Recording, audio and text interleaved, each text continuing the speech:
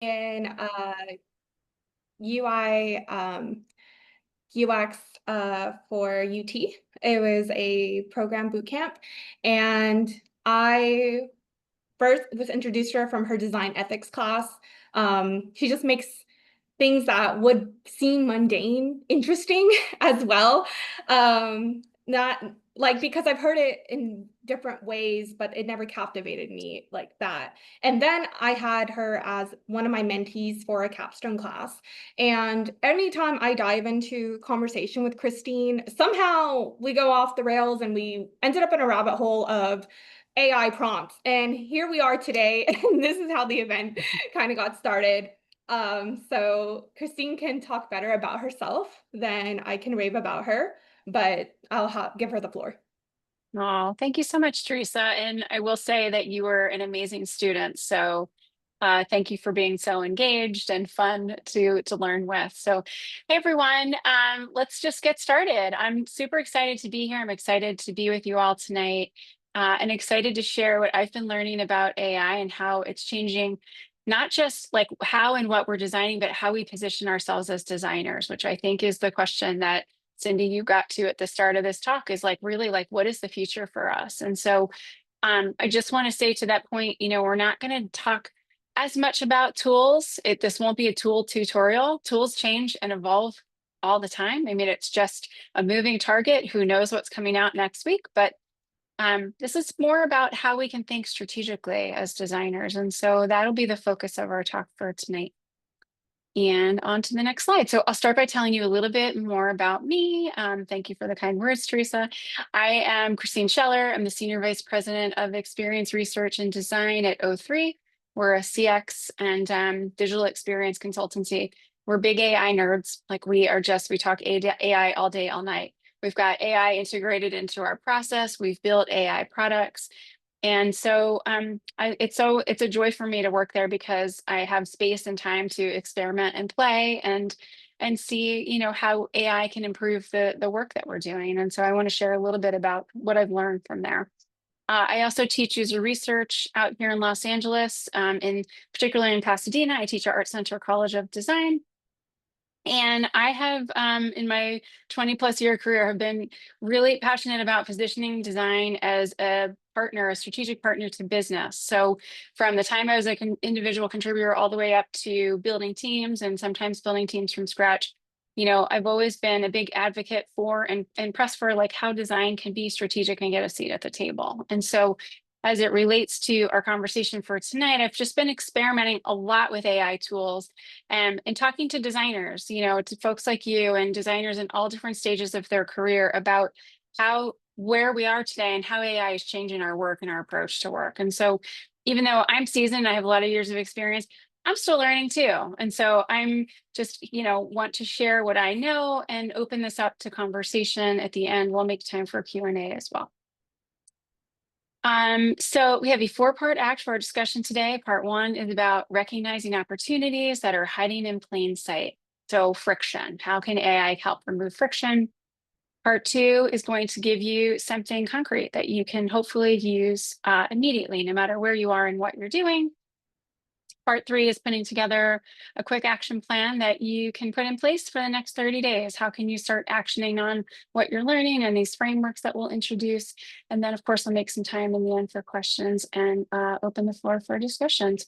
I just want to say, feel free to take your mic off of mute if you have questions along the way, like happy to stop and interject. Sometimes it's really hard to contextualize a question at the end of a talk. So feel free to, make this interactive and engaging. Take a screenshot if something is helpful and useful to you. And again, just remember that we're talking about strategic thinking and not so much about technical skills tonight. So I'm just curious by show of hands, how many of you have used an AI tool in your design process this week? Amazing. Love to see that. Exciting. Okay, so you're experimenting. I'm doing the same. And so, whether you raise your hand or not, you're ready for this. And so this is going to set up the core premise for our talk, but excited to see that folks are already engaged. So Something that I have learned over all of these years is that, designers are translators. And some of you may even describe yourself as a problem solver, like, oh, we solve problems, we translate business goals. And, this is kind of what we've always done. It's what we do every day in our practice. If someone says we need to increase conversions, we figure out what that means for UX, right? Or if we're working with a stakeholder and they have a vision, we figure out how to make that actionable through a solution. We take the complex and build it into simple interactions. And we like working with constraints. We're really good with constraints, whether they be technical or working within the confines of a brand. We figure out how to take those constraints and roll those into creative opportunities. And these are translation skills. To me, this is what our true competitive advantage is. And so, and it's about to become, I think, with where we are in the world today with AI and the products that are available, it's going to become valuable in a completely different way. So flipping things on its side, we have an opportunity to translate things in a new way. So instead of just translating business needs to user needs, we can also translate what human intent is into AI understanding, right? We can teach AI. We can turn ambiguous requests into something more specific. We can move strategic goals into prompt architectures, and we can convert our daily challenges, and Lord knows we have many of them, into AI assisted solutions. So the same skill that we have had all this time that designers are just natively really great at doing, we can translate into a new set of capabilities as it relates to AI. And the impact in my mind is like bigger than it's ever been because we have tools that can help amplify our work and our outputs. And we're not as dependent on things like development cycles, for example. So I'm actually pretty excited about where AI is right now. So to me, the window is right now, so let's talk about how these two types of designers that I'm seeing are emerging, and they are the ones that experiment and position themselves as problem solvers, or they're the ones who are just kind of waiting, like, I don't know what the future is, let's just see what happens, right? And to me, the opportunity is now to figure out, the basics. So if you decide that you want to lead this transformation, or you could be you can watch it happen to the world around you. And personally, I think I'd want to be on that first bus, right? Like we're in this position where we can start to take some power.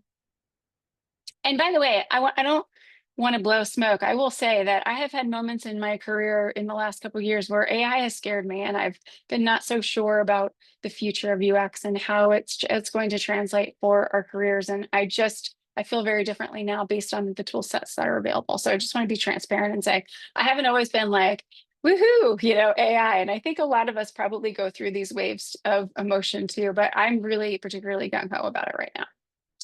So let's jump into that first part here. And I want to talk about 4 specific opportunities where I see AI can really help eliminate friction. And these are problems that we all face, but we have just accepted them in some way. Like, this is the way things are.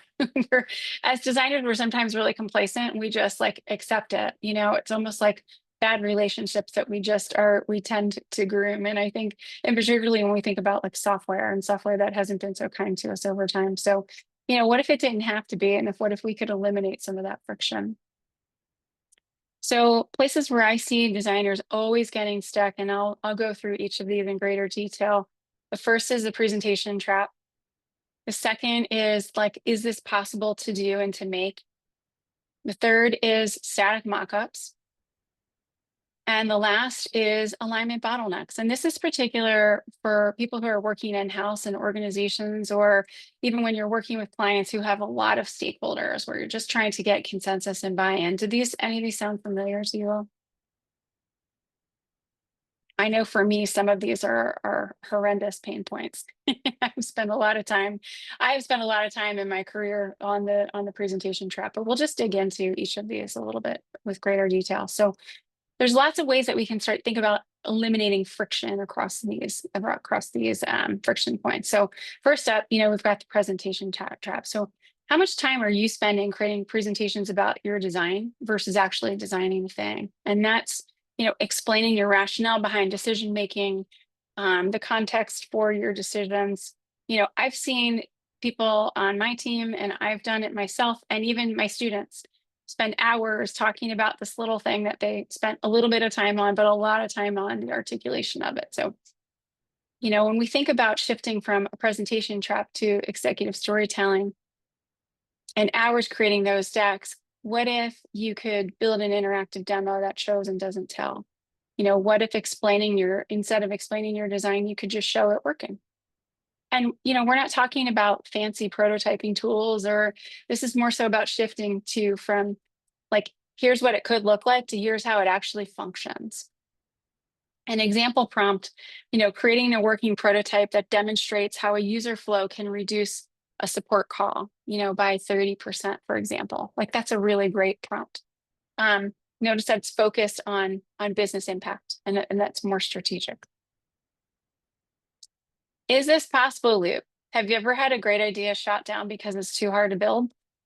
I feel like I might have just had one of those today. I mean, they pop up all the time. And so, as designers, we sometimes spend a lot of time in imagining what could be, and it's hard to articulate, what could be tested, and how do we know that something can be feasible? And so going from, is this possible, to rapidly testing and checking feasibility. So instead of this back and forth with development, what if you could have a quick proof of concept that answers technical questions? And there's real and lasting impact to that, because your ideas can survive because they're actually experienced. And these, by the way, they don't need to be pixel perfect, just enough to demonstrate what your thinking could be. So an example prompt for that would be, build a functional version of this interaction using our existing design system components. And by the way, I've used this with clients, and it's been super helpful. And I can talk about that a little bit later if we have time. The static mockup problem, and this is kind of actually connected to the last one for me. This one's huge. So we build these things in Figma, and clients look at them, they sign off on them, and you start a development cycle, and it's just hard to imagine, like, well, how's this thing actually going to function? And so, a stakeholder struggling to understand your design, which is a real problem that I see with lots of clients that we work with, to something that can become clickable and communicate intent, very easily. Faster approvals, fewer revision cycles, real world impact. And I will say, I have, at my company, I do a lot of client prospecting. And sometimes when we understand what that vision is, we can throw something together really quickly and say, is this kind of what you're thinking? And it's not, it's ethical because I'm just spending a few minutes prompting something, but being able to prove out how something might function rather than trying to describe it has been a game changer for me in that process. And then the last one, breaking down silos. So something I am especially proud about designers is that we invite people to have a seat at our table, like always. When you look at a structure of a company and you look at all the different kinds of roles that people play, it's not often that you get invited into another team's meetings or brainstorming sessions, or being asked to contribute ideas in your thinking. And designers are so just innately very good at this. There's always room in a seat at the table for design. So breaking out of that alignment bottleneck, designers are collaboration creators. I mean, we always have been. And so there's just real opportunity for designers to connect the dots, with AI products and prompting. So from breaking from teams working in silos to creating more shared understanding through those shared experiences, and cross-functional teams that actually can function in a cross-functional way. And so an example that I think of that comes to mind, and we do this sometimes with our clients, where we may get different stakeholders in to talk about a customer journey, and so imagine if you've got someone from the support team who understands where a user gets confused in a customer journey, but they're not talking to a product team, and so how can you bring those two teams together and help them connect the dots and prevent some of those pain points? When everyone's looking at the same journey map, they're solving the problems instead of working on their own separate priorities, and prompting can help with that too. So when we think about this like strategic shift in how designers can become indispensable, it's starting with moving from making things look pretty, which is what sometimes people think we do, which is not what we do, to solving organizational problems, not just design problems, but bigger problems. From being an order taker to becoming a strategic problem solver, and from being an individual contributor to a team catalyst. And so This to me is how we are and can always be indispensable, not just because of what we make, but because of what we enable and what we empower. So let's get practical. I want to talk about a framework that you can use, and this framework can work with any AI tool, with any role, and you can use it for many different scenarios. I've tested it out myself. I'm still testing it. It's relatively new for me, but just as I've been prompting and getting frustrated, I've thought, how do I make sure that I'm asking the right questions when I'm prompting a tool? And so this is a framework that that I think can be really effective for strategic design prompting. And it starts with, and we'll get into each of these. Purpose is P. Role is R. Who is the role that we need to consider? What is the output that we're looking for? Does anyone see a pattern that's happening here? M is metrics. Anyone want to guess where I'm going with this? P is parameters. I know it's corny, but you know what? You're not going to forget it. I like And T it. I is, won't forget thank you. it. Thank you, Teresa. And T is tone. And so these are all the things that you need to be factoring in. Now, you don't have to use every single one when you're prompting, but there are a lot of things in here that we're just not considering when we're prompting. And I'll talk through each of these in greater detail. So when we talk about purpose, purpose is about the problem that you're solving, not the thing that you're making.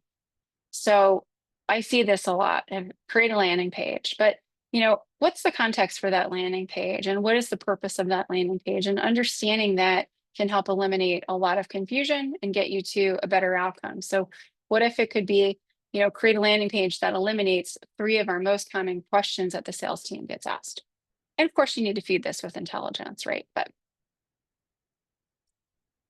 a role. So what persona should AI adopt? This is one that I think people don't consider at all. And it's something that I have seen come up for job seekers, and a trend that I've been talking to mentees about, and have seen others talk about this as well. It's not my unique idea, but when you're asking AI to help create a resume or a cover letter or look at a resume, we don't really define who it is that you're speaking to. And so I've seen a lot of people talk to you, say, assume that this is for a recruiter with 10 years of experience hiring in UX, for example. So think about who your intended, who your output is for. So a bad example, or who you need the output to be for. So a bad example would be to not specify the role, which is what a lot of people are doing now. A good example is, let's say you're a researcher and you're presenting findings to someone who's skeptical, knowing that AI is going to help you with data and support points, and to how to anticipate and mitigate those objections that skeptical product manager might have. So it gives structure for someone who might need to be convinced. Output, being specific about what you need. We're oftentimes with LLMs just getting, text, or if we're using an image generator, we're just getting an image. But when we're thinking about what an output could be, saying something like help me with user research could be anything. It doesn't really necessarily mean that it's text. You might want data. You may want a chart. You may want something visualized. And by the way, some of these products are really starting to get, I wouldn't say good, but they're getting better at building things that are visual. So what would it look like to say, instead, create a 5-slide presentation with specific usability findings that can show impact? And of course, again, you would need the data to back that up, but being more specific about what you want that output to be is going to get you better results. Vague requests, the requests that we are typically accustomed to, just help me with this thing without giving context, are going to give you vague results. Specific requests get much more useful and useful results. Metrics, marketers' favorite. So metrics force you and AI to think about what success. Why is that so hard to say? Success criteria. I just tried to merge my words together. It helps you think about success criteria up front. So making it look good is not measurable. You're not going to make measurable impact on it, but show me how I can reduce a user task completion by 25%. Now you have something concrete to measure against. If you can't measure it too, you also can't defend it against stakeholders when subjectivity comes at hand. Second P is for parameters. So those are your constraints and your requirements. AI doesn't know that you have a design system. It doesn't know that you might have accessibility requirements. It doesn't know that you want mobile compatibility. So give it all of that context. Use our existing design system, work on mobile, and comply with accessibility standards. Constraints, in my mind, always give a better solution because they force creative problem solving with what is realistic, with realistic boundaries. I think this is true for brands too. When I've managed brands over the years, I always find that the best brand work comes from having like really regimented guidelines where you just really have to think hard and conceptual and spend more time ideating on how do you push those boundaries. So I think it's good to have boundaries. You usually often get a better creative output. And then tone. Tone shapes how your message is going to be received. And so corporate speak is a turnoff for people and it feels generic. And AI can do the same. AI can be very generic.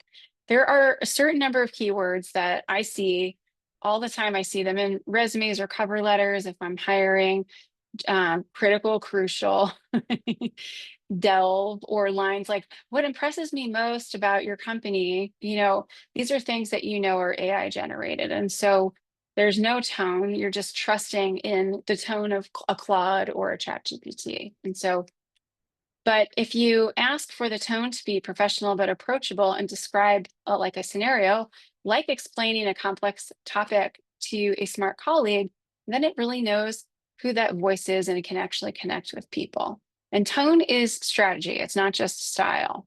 It's really easy to create tone and to customize your tone with adding product knowledge to some of these LLMs like Claude and ChatGPT. You can actually add to product knowledge. So if you have a tone that you're hoping to accomplish with your particular voice, you can add those in. If you've got brand guidelines, you can add them in as a PDF or you can layer them in as text. But it's always great to inform these GPTs exactly who it is that you need to be representing. I also am like a fanatic about sentence case from a readability perspective. I just have very strong feelings about sentence case. My company's brands and sentence case. If I'm working with a client and they don't have a case picked, I push sentence case because it's just the most readable and the most humanistic. So I have in my project knowledge files across different projects that I'm working on, particular clients or my company's brand or my own brand, I always say, sentence case for everything. So then I don't have to tell these products every time, and fix it to sentence case. And you know what? Sometimes they don't get it right, but they get it right a lot of times.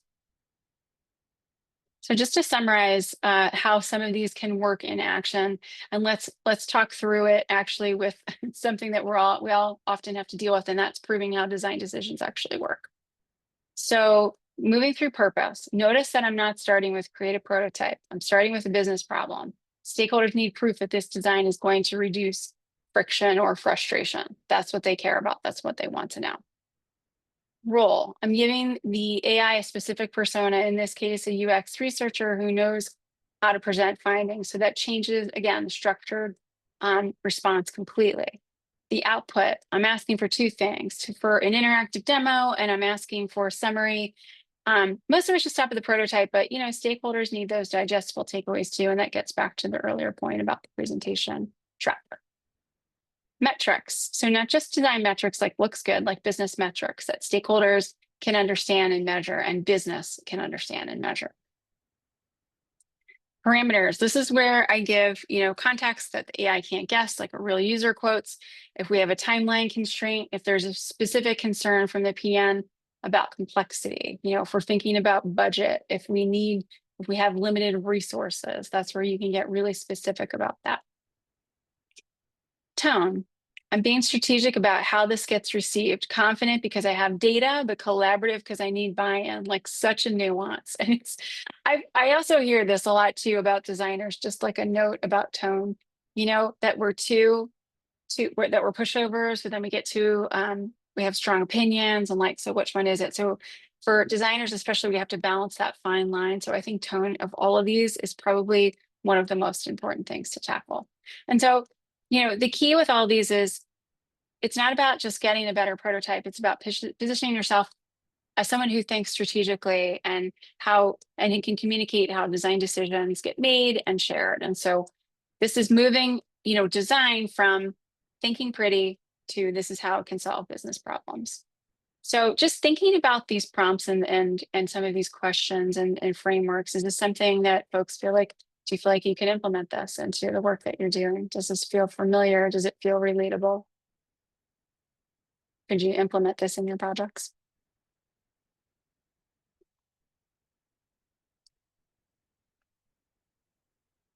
100. I'll take that, Teresa. Thank you. Okay, so before you even prompt, and I would say, a good way to think about prompting, sometimes we just jump into the tool and we get excited. Like maybe you work offline, maybe you work on creating your frameworks offline. Also, if you want to get really meta, you could design a prompt framework and then ask the model if it's a good prompt framework if you're looking for feedback. That gets things really meta, right? So before you prompt, ask, what decision's being delayed because people can't visualize what the outcome might be? Where could this rapid prototyping help eliminate friction in my workflow? How might an interactive example change adoption of what my recommendation would be? What conversation would shift if everyone could experience the same thing? So these kind of help you identify those strategic opportunities and not just the tactical tasks. And just remember, great prompts can help solve problems, not just design problems, all kinds of problems. So I have this really high level action plan that you can think about for yourself and how you can position yourself up at the forefront of where we are with design's AI native future, because that really is our future.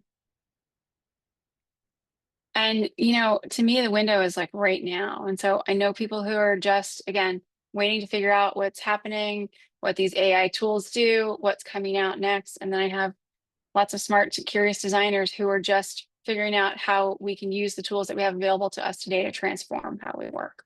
And there's just so much opportunity there. And it's going to grow and evolve and change. So you have to just stay hungry and open to ideation and iteration. So for me, there's a big competitive advantage. And even when I look at design candidates, when I'm interviewing, I'm always interested in seeing designers who want to move faster, who are interested in adapting AI into their process, into their products, who can communicate more effectively, and who deliver more strategic value, because that is connecting design and business, and being able to deliver strategic value is timeless. No matter what tools are available, it's always going to be really essential and really crucial and critical. See what I did there? I just brought those words back. So my advice for anyone right now in the industry is to not just keep up, but to figure out how you can get ahead. So your 30-day plan.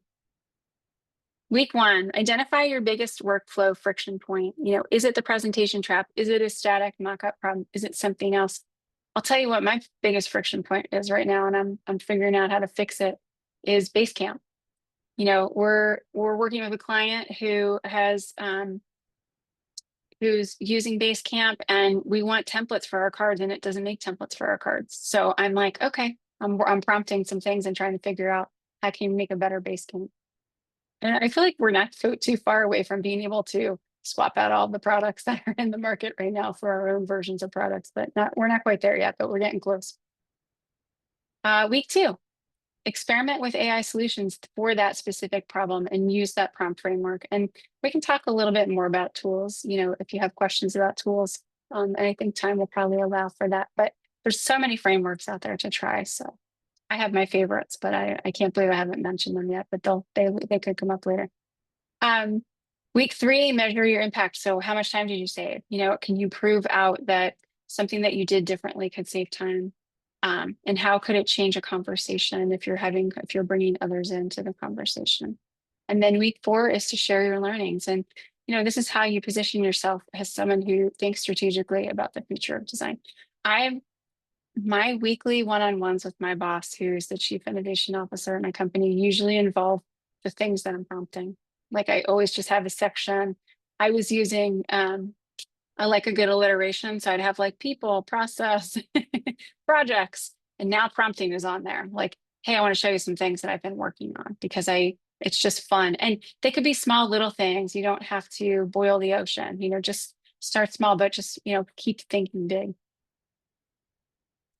So this is to me the mind shift that really changes everything. Stop thinking about design about AI as a design tool.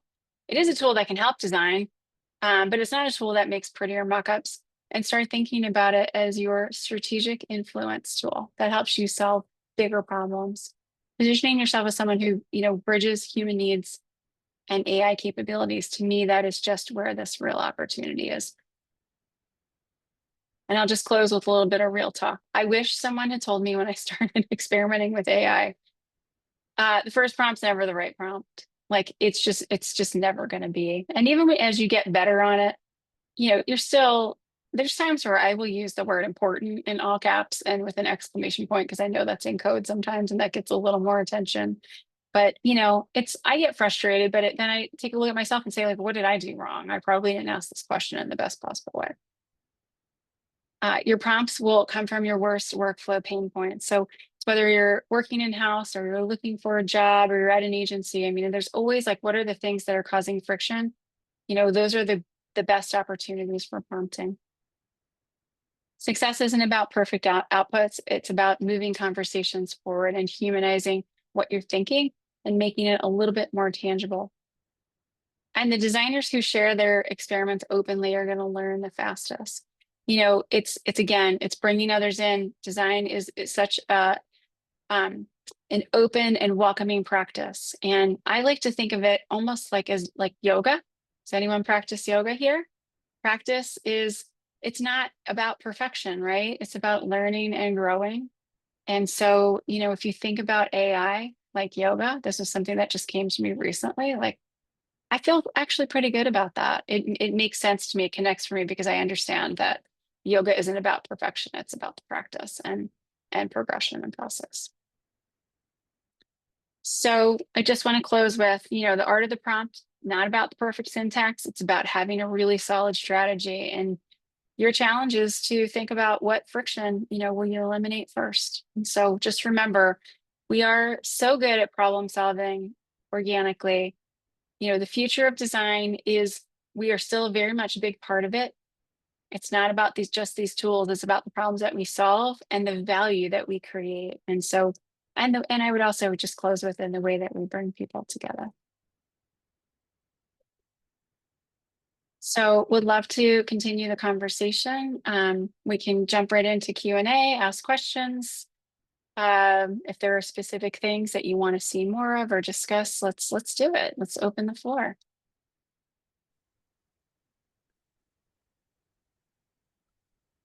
Okay. I saw Aisha first, and then we can take Teresa. All right, Christine. Thank you for your presentation on prompting. This was pretty helpful. I had a question. It's not quite about prompting, but it's about. Sure. I have been interviewing recently, and the job descriptions talk about designing for AI integration in tools, designing for agentic workflows. So I go into these interviews without having any experience on working on AI tools. As a designer, what are we talking about when we are talking about designing tools that leverage AI? So in my last interview specifically, the hiring manager mentioned designing it was at Amazon, so it was about so it was an idea about designing a scheduling tool for in their fulfillment center that somehow used AI. So I want to know how are we thinking about it and how our designers, I mean, I think eventually we will transition there, but this is kind of this weird in between. Yeah, it is. And the agentic space is like a whole new space for us. So first of all, I would say as a candidate who is coming into a role, and first of all, congratulations for getting the interview. Yeah, so they obviously saw something else in you. So that's wonderful. I think it's less about, there's so few people who have that experience right now designing for agentic experiences, and that is the future of design. It is more of for Amazon, it's Alexa and Siri. Like we've been living in this world already.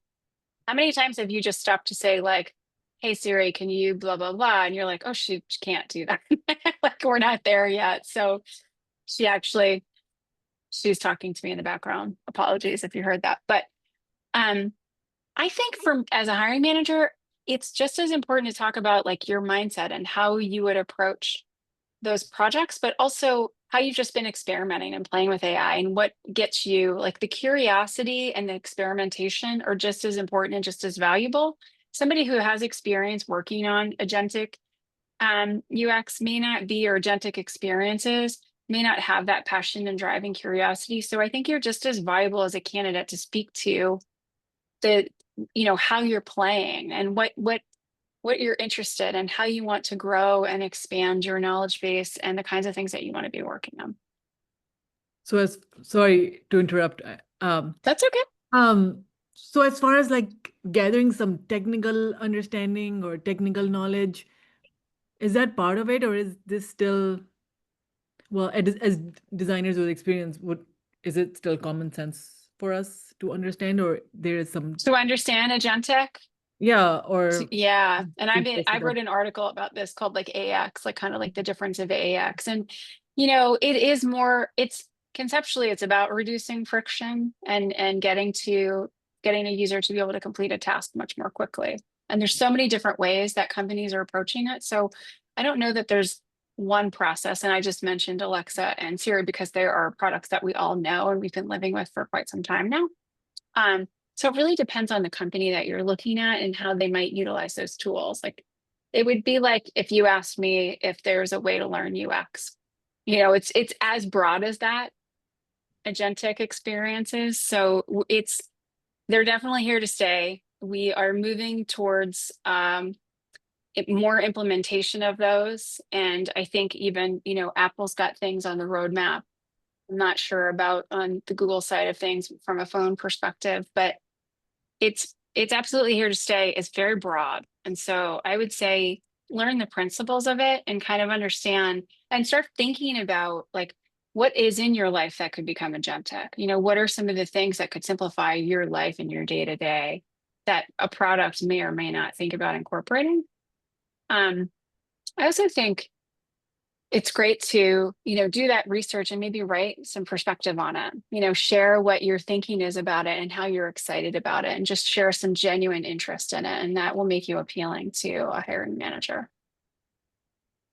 Thank you. Yeah. Did that answer your question? Maybe not directly. Yeah. I think these discussions can never end at, where we are. Totally agree. Totally. My Alexa's talking. They're always listening, aren't they? And talking. Yeah. Okay, Teresa, you have a question? Yeah, it actually piggybacks off of Aisha. Okay. So how can a job seeker think of prompting strategy for their portfolio brand? And also, it's kind of a two-part question. I've seen a lot where it's harder to even get into hiring manager's hands because they're using AI on their side to cancel yours out. So how many people are actually tailoring their resume, right, to match certain buzzwords? Like what would be a strategy, or what have you seen as a hiring manager in regards to that? Yeah, and I think that's a great question. And you're right, it's bots talking to bots. It's like bots are screening candidates. Candidates are mass applying. Like the job market is just crazy. I mean, we are seeing it's an unprecedented amount of change happening. And it just, people getting job eliminated. And there's so much competition for so few roles right now. And I think it's just where we are as an economy and a society. And I hope that it's temporary. And I think, a little bit of sort of curiosity and lack of full understanding about where AI will take us is certainly factoring into that as well. So a couple things I would say there. One is, yes, it's essential to look at a job description and try to, a hiring manager wants to see exactly what it is that you can do. And they want to see that it matches the job that you're doing. So they don't want to see that you have potential sometimes. And I know I'm contradicting what I just shared with Aisha, but I think because it's a little bit different when we're talking about agentic. When we're talking about AX, that's a little bit different because that's such a new space and a lot of people don't have experience with that yet.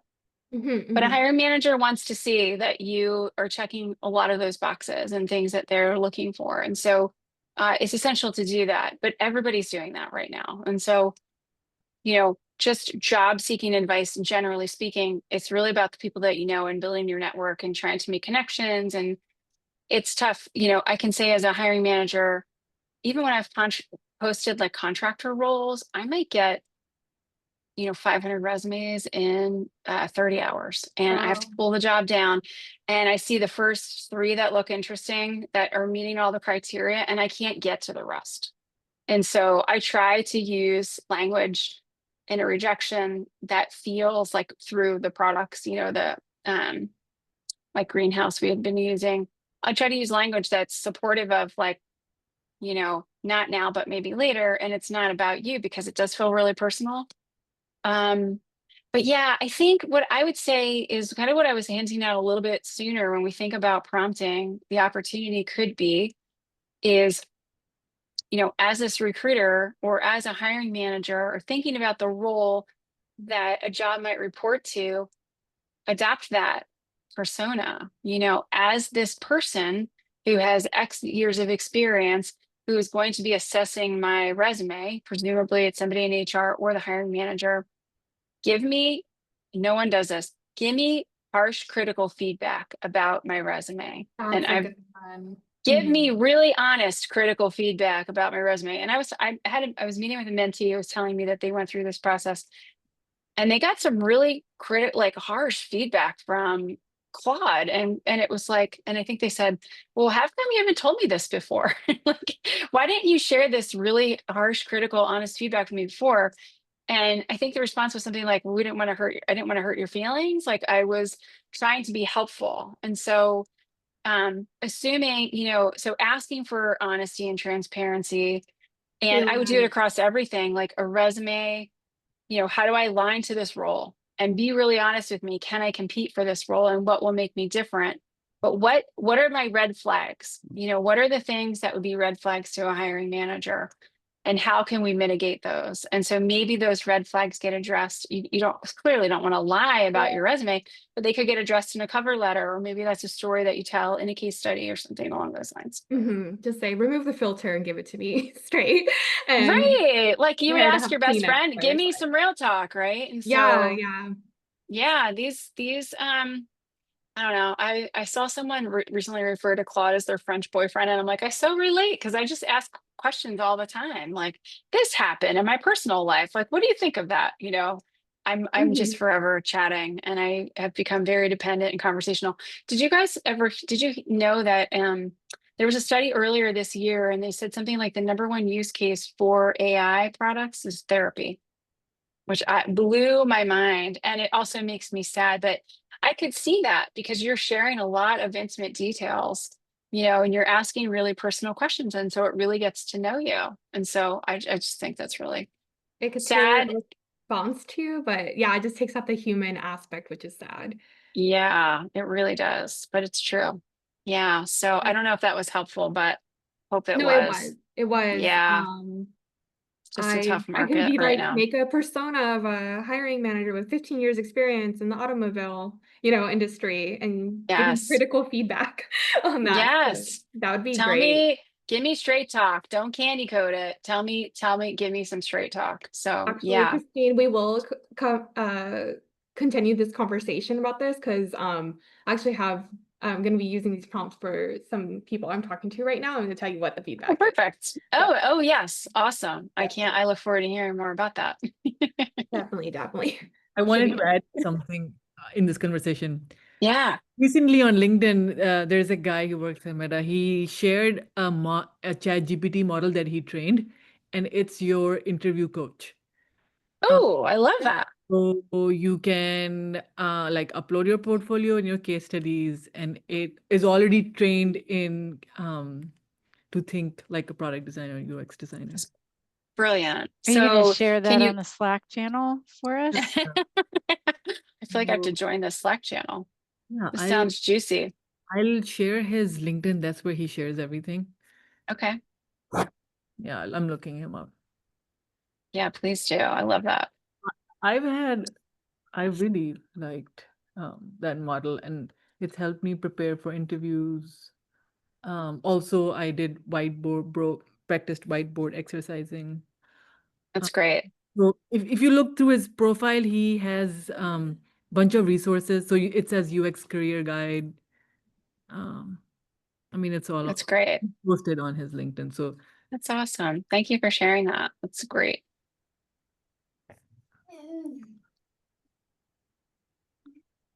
What other questions can I answer? What products are people using these days? Does anyone want to hear what my favorite product is right now? I can't believe I haven't talked about it yet. Yes, Christina, I would love to hear what your favorite products are. I'm currently Okay. using ChatGPT. Okay. So yes, last week I had to conduct like a user interview. So I made it draft the user interview questionnaires with Beautiful. ChatGPT, and I also make it analyze my user interviews. So I Excellent use basically cases. copy the whole transcribed file and then make it like analyze it for me. I've That's done this great. before, in fact, on like the older versions of ChatGPT, but now it's like better. It's paid, so it does it even more better. Yeah. Yeah. That's awesome. I love those use cases. Those are great. And certainly help streamline your research. So yeah. I really love Make. Is anyone using Figma Make right now? I'm gonna say it. I have an addiction. I'm addicted to it. It's so bad. So Make is Figma's new prompt to code product. And so what's great about it is you can leverage a design system if you have it, or components or frames. You can upload images and things like that. In my opinion, it gets you to something that's more visually accurate. You know, we spend a lot of time for building something, trying to fine tune and, move this thing here and make this thing this. And so, like the example that I was talking about earlier with Basecamp, for example, I just went into Figma Make and said, build me a better Basecamp. And actually, what I did is I started with Claude. So Claude's my number one, will always be. Figma Make sits on top of Claude. It uses Claude for building its code base, Claude Sonnet 4. I was delighted when it launched, like, oh, Claude is in Make, like two of my favorite products together in one universe. And so I was expressing to Claude that I had some frustration with Basecamp, and I was sharing that with you all earlier, and I can share my screen and just kind of show you like what this looks like. And so I said to Claude, like, help me figure out the frustrations, how to mitigate these frustrations that I'm having with Basecamp. And so Claude helped me put this prompt together, create a modern web-based project management application named Orbit that replaces the Kanban functionality within Basecamp. And so I listed out some of the core features that I wanted, the Kanban functionality, how I need it to manage cards, user management, all these things. Now this requires a database. And so this product actually Make just synced up with Supabase. So now you can integrate a database with it. I don't know what the hell I'm doing. Like I got it pretty far along and I reached out to the Figma team and I was like, I'm stuck because I'm getting error messages and stuff. So you do need to have a little bit of database management in your back pocket. But that's how long my prompt was. That came from Claude and some refinement. And so what I love about Make is it gives you the reasoning. Okay, so here's a request. It like talks to you. Okay, and Claude has been doing this now too. Okay, so this is how we're going to approach this project. Let me analyze the request, and then it connects with this database that I built. And I don't expect, like, again, I am not a database person, but I knew enough to be dangerous. And so that was version 1. And then I said, use these for color and typography. So I just built like a little wireframe foundation kit so that I can just keep things grayscale, and using the type scale that we use for our brand, use these to implement. And so it comes back and it gives me the fonts and everything. Now it's not my company's logo. There's some wonky things going on, but you can see, okay, here's the design system updates and here are all the things that I did. And so I wanted to create a new card. And so you have this dialogue back and forth. So you can see it's really far from perfect. And because as it's building, you're watching the code. It's just like, here's the code being built, which is pretty cool. Then it gives you a preview. And the code is organized. It's a React code base, but I've actually used it where I've asked it to give me, I had a dev say, I could use this project, but I would really prefer that it be in Java, pure JavaScript, and it'll actually translate it for you. So it gave me, anyway, this product doesn't really work yet because it's not connected to anything, but it designed something very quickly. This took me, only a couple of prompts, and it looks like, a nicer version of Basecamp. And so the big pain point that I was experiencing is that I wanted to create a custom card input. So when our clients are filling things out, we're understanding what it is that they want us to do. They're not really always good about describing things. And so we wanted to be a little bit more particular about that.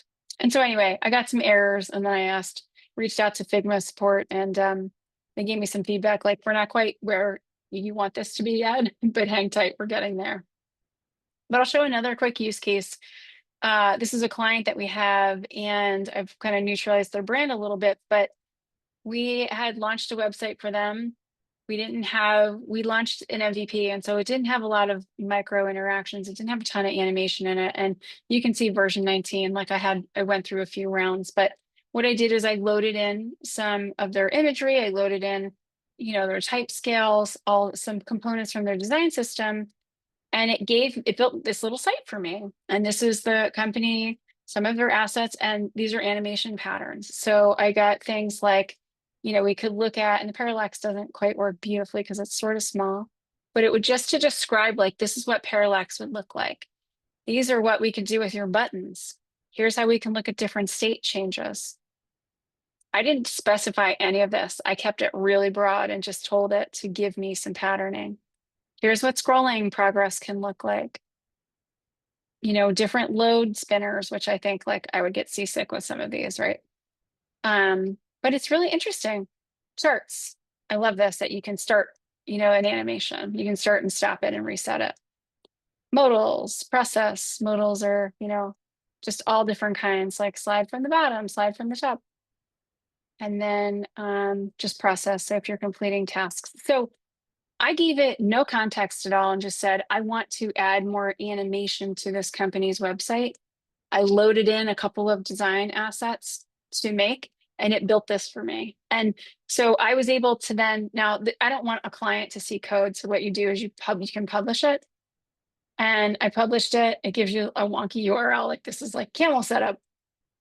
And I just copied that and opened it up in a browser. I met with the client, talked through all these options and functionality. Actually, sorry, before I did that, I met with the developer and said, hey, take a look at the code base. How does this look? It's great. I prefer Java. Okay, great. Let's rewrite this as JavaScript. First time, didn't work.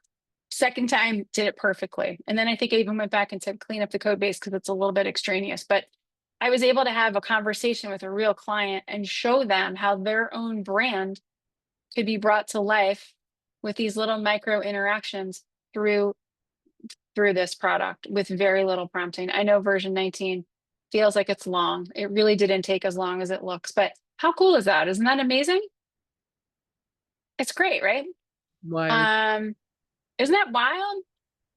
Yeah. Yeah, like with little help and little prompting, it gave out a lot of output. How long would this take for me to design, build the micro interactions, and then a developer to code?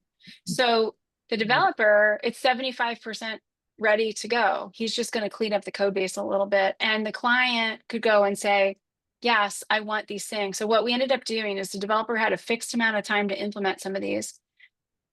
Our project manager, who has a big software background, worked with the developer to prioritize things. Okay, let's talk about the level of effort to implement some of these things, and let's look at your budget, and then we'll prioritize how we implement. And so we were able to start implementing some of these things like this very quickly with a huge reduction in time. Like once you start playing with this product, you won't be able to stop. We had another. Oh yeah, sure. Go ahead. Why do you prefer Claude over ChatGPT? For me, Claude's more humanistic. I think it's always been like out of the box. The language has been much more humanistic and really straight talking. I've felt like for me, I got better responses from it. I think ChatGPT in recent months has improved a lot, but I've just have liked Claude a lot. And I can tell you, the developers that I work with, Claude's code base is their favorite code base. Any developer I know loves Claude for their code base. They say it's the best to work with. So here's another project that I am working with. Thank you, Reagan. I love Claude too. This is we're estimating out a project for a client, and all I did was, and this is full of errors because I don't know what I'm doing with the super base. Now, I know this looks like a lot of prompts, but I really promise you, I only spent like maybe an hour or two on this. It does take a long time to process. So I told the Figma team when I was talking to them about how I'm using it, I'm like, I run a prompt in the middle of a workout. Like, oh, I have a break in between sets of something. I'm like, okay, take this off the home page, or, fix this thing. But so I'm getting errors because I was trying to connect this to a database, but I could like very quickly, like they had a pretty baked understanding of what they wanted to do with a website. And I just started putting things together. Like, I know they want an events calendar, they have an event booking. And so even just to show them how we can think about how a page functions, this took me maybe 2 hours all in. It's pulling images from Unsplash, which truthfully, I don't really care about the images. I'm intentionally working in what looks like a wireframe space, like a low fidelity. I want them to just understand, what the experience could look like, or even as we're thinking about this project and estimating it out, how do we think about like all the things that we need to be considering, for in design? And so it's a blast. I have tried Lovable, and I'll tell you what my frustration is with Lovable, Kartik. It's like it's what Figma does really well. That first of all, both products have faults. Figma is a little bit behind on the database integration. I know some of the things that I was just discussing are already baked into Lovable, and you don't have to you don't have to fine tune like a connection to Supabase. So Lovable has that figured out. It came out, a few months before, or maybe even longer than that, before Make. So Make is catching up. What I don't like about Lovable is everything that comes out of there looks like Lovable. And we're kind of getting to this place where, and I know that I'm just looking at functionality right now, but we're getting to this place where we're like a lot of these AI products just are producing things that look the same. And so everything looks like an AI product, where to me, I don't think this looks like an AI product, minus all the code errors that we're dealing with right here. Like this looks like it's a little more, I can more quickly get to something that feels a little more custom and not so much like the same fonts, the purple gradients. Everyone uses a purple gradient right now. It's everywhere in technology. I don't know why, but yeah, you're right. It's an AI aesthetic that I think you just can get away from, and then you have a lot more customization in this. I can share one more thing that I was working on today, and that was our customer insight survey. And so this was the process that I was talking about before, where it very quickly, I started with Claude. I gave it, I took all the code. I had Claude build it for me. I took all the code, I brought it over and said, use this code base to build an interactive report. And then I tied it to, my company's brand. And so it was able to do that really quickly. And it created this whole clickable report for me that I haven't shared with anyone at the company. So I probably shouldn't go through it yet. But anyway, this was like, 10 to 12 hours of manual work that I don't have to bother with. So I love it. I have tried Cursor, Anardo. I haven't, not recently, but I have tried around, I have played around with it. Do you like Cursor? There you go. I was on mute. I like No problem. Cursor, because of what you mentioned earlier, all the integrations are in there because it's part of Over there and the there. Yeah, integrated development environment. So I can get something with stronger out. But I noticed like from what you're showing here, like I don't have that visual component. Like you mentioned, it keeps kind it's of so doing what it important. wants. Yeah, I noticed an issue where like a lot of times it struggles with design for continuity, where it would change patterns as it goes. So then the integrity of the whole thing kind of breaks. And 100%. I think so. This is kind of cool. Like what Figma makers make it, but you're right. It's like it's a little behind in that from that perspective. It's Yeah, a little behind. It's a little behind on the tech, but it's ahead in the design. So nobody else is doing, to yes, me, yes. what Figma is doing. And I know that it's on their roadmap to catch the tech up on some of those things. And by tech, I just mean the database integration. So I think for me, it has the most potential to be the most powerful. And we all see Agreed. how quickly all these things are happening. So I think it's going to be in short form. Okay, so Yeah, you have to just start playing with it. It's just yeah. so much fun, and it's a total game changer to workflows. So Christine, I want to ask sort of a, I don't know if it's like a mindset question, right? Like I feel like over the last, God, 3, 4 months, there's been like a drone attack on my brain with everything that's Oh, changing all the time. yeah. Um, and when Figma announced all of this like sort of AI tools, like this tool, right, that came into Figma, it felt weird, right? I felt like, oh my God, like are we in a future where like we're gonna start going to developers with like code? Like, hey, here's my code. And it's gonna come to a point where developers are gonna come to us like, hey, here's my design, right? Yeah. Yeah. And That's a great so question. like it's so based on that, so just a little more context, based on that, I made a move, right? So I'm now in a role. So I left the company I was in because they brought in like a custom like AI wrapper thingy where they can control Okay. it, but it Okay. wasn't the best model. It was like old Gemini, and I felt like Gotcha. trapped, and I was like, I need to Sure. get out of here. And I took off and went to a startup where I have more model freedom, right? So now I'm both a Yeah. product owner and a UX designer. I'm doing both roles. I'm wearing It's both amazing. hats. And I use Cloud every day, and we have a membership that we're Awesome. paying for. And I have a feeling that the future for us is we're doing both. We're doing both, like you mentioned, the business value. So we're the product owner, Yes. manager, and the Yep. designer.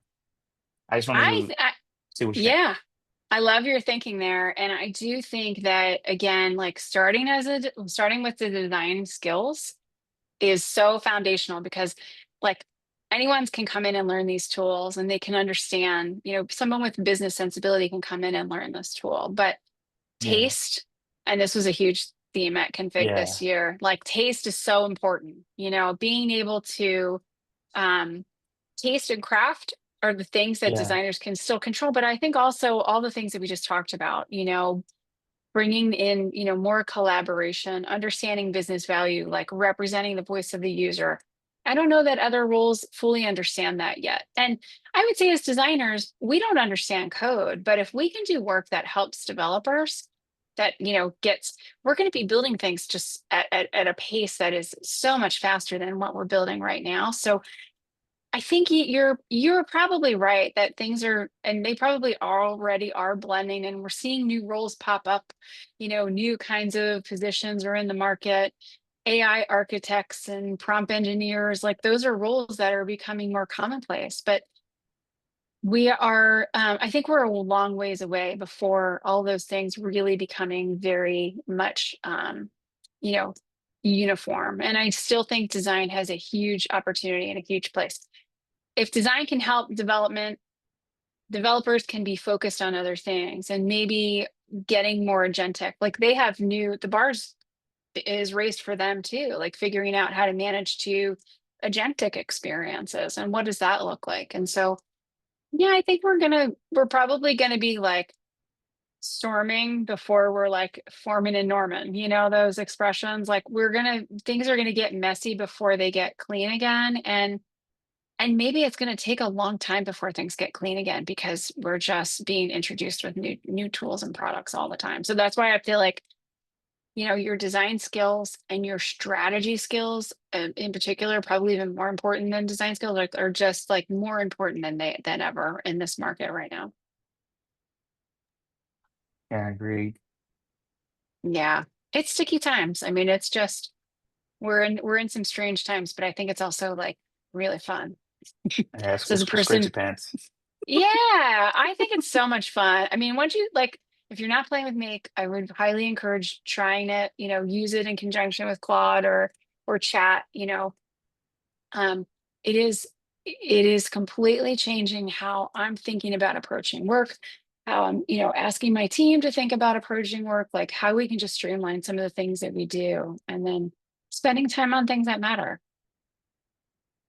Maybe one day we'll get to a place where we only need to all just work 2 days a week.